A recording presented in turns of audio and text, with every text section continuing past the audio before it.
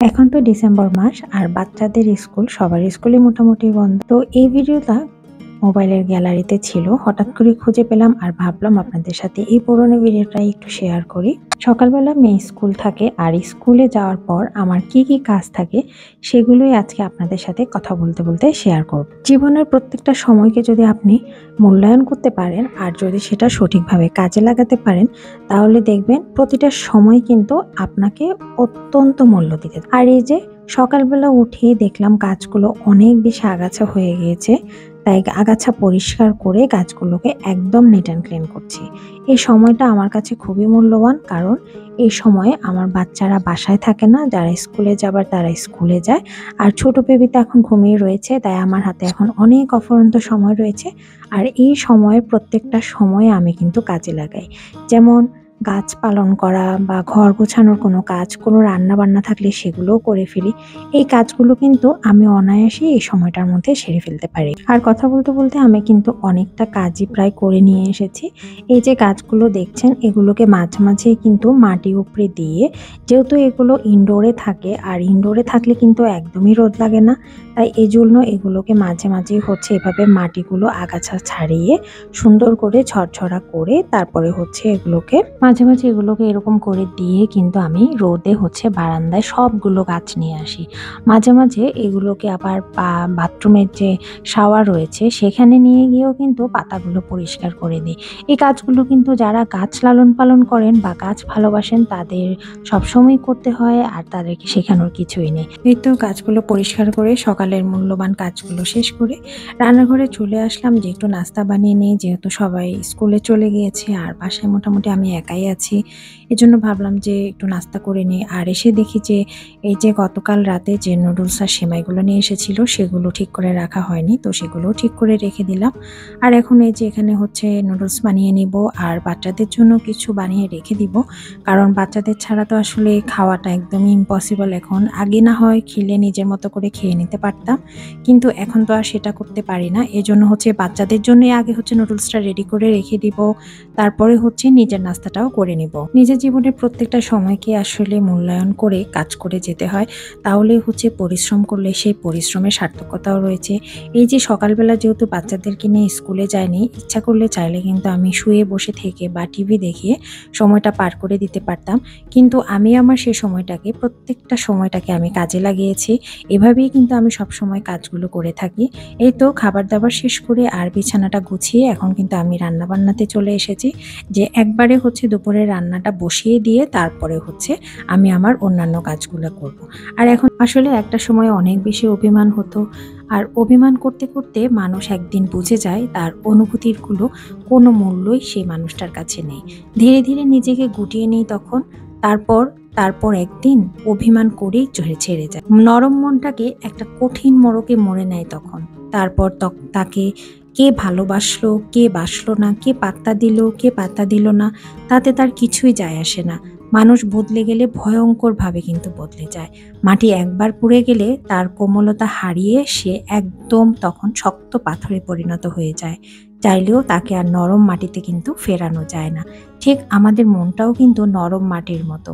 এই যে সব কাজগুলো শেষ করতে করতে এখন কিন্তু নিজের যে কাজগুলো রয়েছে সেগুলো করার জন্যই চলে এসেছি।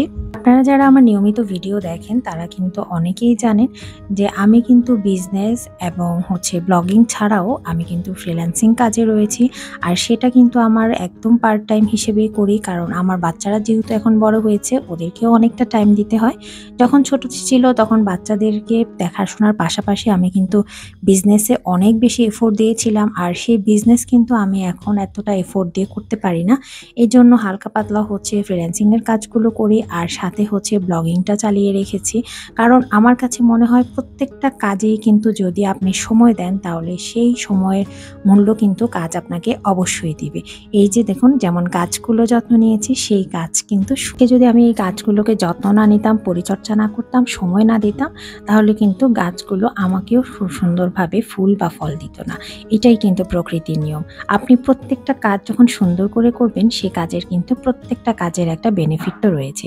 এই তো এখন হচ্ছে দুপুরের পর খাওয়া-দাওয়া শেষ করে একটু হচ্ছে বিকেলের দিকে যখন বাচ্চারা খেলতে চলে গেল, আর এই সময়টা তো আমি মোটামুটি ফ্রি, তাই ভাবলাম যে ঘরের যে অন্যান্য গোছগাছের যে কাজগুলো রয়েছে এগুলো তো হচ্ছে যেদিন স্কুলে যাই সেদিন একদমই টাইম পাওয়া যায় না, তাই সেগুলো হচ্ছে এখন গুছিয়ে নেব।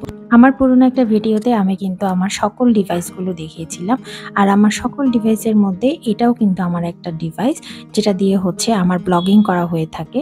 তো সেটাও আজকে আপনাদের সাথে একটু শেয়ার করে দিলাম, যেহেতু এটা আমি গুছোচ্ছিলাম তাই ভাবলাম যে আপনাদের সাথেও একটু শেয়ার করি। এরপরে মেয়েদের এই যে সেই ক্লিপ ব্যান্ডগুলো এত পরিমাণ এলোমেলো করে রাখে, তো ভাবলাম যে এগুলো আজকে একটু একদম হাতে ওয়াশ করে ক্লিন করে রাখি, তাহলে ওরাও হচ্ছে যখন পড়তে যাবে তখন একটু ফ্রেশ পাবে, ওদের কাছেও ভালো লাগবে। এই কাজগুলো আসলে মা ছাড়া অন্য কেউ করার প্রশ্নেই আসে না, তাই মাকেই প্রতিনিয়ত খেয়াল রাখতে হয় যে বাচ্চাদের কোনটা এলোমেলো হয়ে আছে বা কোনটা ডার্টি হয়ে আছে, এই জিনিসগুলো আসলে একজন মাকেই কিন্তু দেখাশোনা করতে হয়। এই যে মেয়েদের এই ক্লিপগুলো অনেক শখ করে আমি কিনেছিলাম, কিন্তু সেগুলো দেখলাম এখন ওভাবেই পড়ে আছে, ওদের পড়াই হচ্ছে না। সাথে দেখলাম যে আমার মেকআপের যে আইটেমগুলো রয়েছে সেগুলোও অনেকদিন ইউজ করা হয় না, তাই যেগুলো ডেট এক্সপায়ার হয়ে গেছে সেগুলোও আজকে ফেলে দিব, আর নতুন করে যেগুলো হচ্ছে থাকবে সেগুলো হচ্ছে একটু সুন্দর করে গুছিয়ে নিয়ে রাখছি। কারণ সবকিছু হাতের কাছে গুছিয়ে রাখলে যখন বাইরে বের হই তখন কিন্তু আসলে অনেকটা সময় বেঁচে যায়। তো সংসারের এই ছোট ছোট টুকটাক কাজগুলো কিন্তু অনেক যত্ন করেই একজন নারী করে থাকে, কারণ প্রত্যেকটা মেয়ে তার সংসারকে অনেক বেশি ভালোবাসে। আর এখানে হচ্ছে যে স্কিন কেয়ার প্রোডাক্টগুলো যেগুলো কেনা হয়েছিল সেগুলো আসলে ওরকমভাবে আমার এখন তেমনটা ইউজ করা হয় না। তারপরে ভাবলাম যে না, সবকিছু একবারে গুছিয়ে চোখের সামনে রাখি, তাহলে হয়তো মানে যখন মুখটা ক্লিন করব বা হচ্ছে বাইরে কোথাও যাব, যেটা যখন লাগানোর, যে যেমন দুটো সানস্ক্রিন রয়েছে, এই দুটো সানস্ক্রিন কিন্তু আমি রেগুলার ইউজ করি। এরপর এখানে একটা হেয়ার মাস্ক রয়েছে, এই হেয়ার মাস্কটাও রেগুলার ইউজ করা হয়। এই যে এটা কিন্তু আমি কাশ্মীর থেকে নিয়েছিলাম, এটা এখন একদমই ইউজ করা হয়নি, মনে হয় 2 দিন ইউজ করেছিলাম, এরপর এটা এভাবেই পড়ে যাচ্ছে, মানে আমার মনেই থাকে না কেন জানি এখন আর। আগে নিজের যত্ন যেভাবে নেওয়া হতো সেটা আসলে এখন হয় না, কারণ বাচ্চাদের যত্ন নিতে নিতে মনে হয় একসময় একজন নারী তার নিজের যত্ন নেওয়াটাই আসলে ভুলে যায়। আর একজন নারী মনে হয় কখনো নিজের যত্ন নেওয়া তো দূরের কথা, নিজের খারাপ থাকার গল্প সবার সাথে শেয়ার করে না। এতে নিজের সম্মান যেমন কমে, তেমনি অন্যের আনন্দটা কিন্তু অনেক গুণ বেড়ে যায়। তাই একজন নারী কিন্তু এসব ব্যাপারে অনেক বেশি সচেতন থাকে, যে তার যতই কষ্ট হোক না কেন, যতই দুঃখ হোক না কেন, সে তার সবকিছু তার সংসারের জন্য বিলীন করে দিবে। আর একজন সন্তান যখন তার কাছে চলে আসে, তাহলে তার সব আনন্দ দুঃখ সবকিছুই কিন্তু তার সন্তানকে ঘিরেই হয়ে থাকে। কাজ করতে করতে হঠাৎ করে মনে হলো বাচ্চারা তো বাইরে থেকে খেলতে চলে আসবে, আর আমার কিছুই বানানো হয়নি, বাচ্চারা তো অনেক বেশি ক্ষুধার্ত থাকবে। তো তাড়াতাড়ি চলে আসলাম রান্নাঘরে, আর এসেই হচ্ছে চটজলদি কিছু স্ন্যাক্স বানিয়ে নিলাম। এখানে প্রথমে একটু ময়দা নিয়ে নিলাম বেশি করে, তারপরে বা বেকিং পাউডার যেটা একটু নিয়ে নিলাম, তারপর হচ্ছে পরিমাণ মতো লবণ, সস, এগুলো তো সব রেডি করাই ছিল, এগুলো হচ্ছে সবকিছু একবারে হচ্ছে রেডি করে নেব। যারা তখন পর্যন্ত আমার ভিডিওটা দেখেছেন তাদেরকে অসংখ্য ধন্যবাদ আমাকে এতটা সাপোর্ট করার জন্য। সকলে ভালো থাকবেন, সুস্থ থাকবেন। নতুন ভিডিও দেখার আমন্ত্রণ জানিয়ে আজকের মতো এখানেই বিদায় নিচ্ছি। আল্লাহ হাফেজ।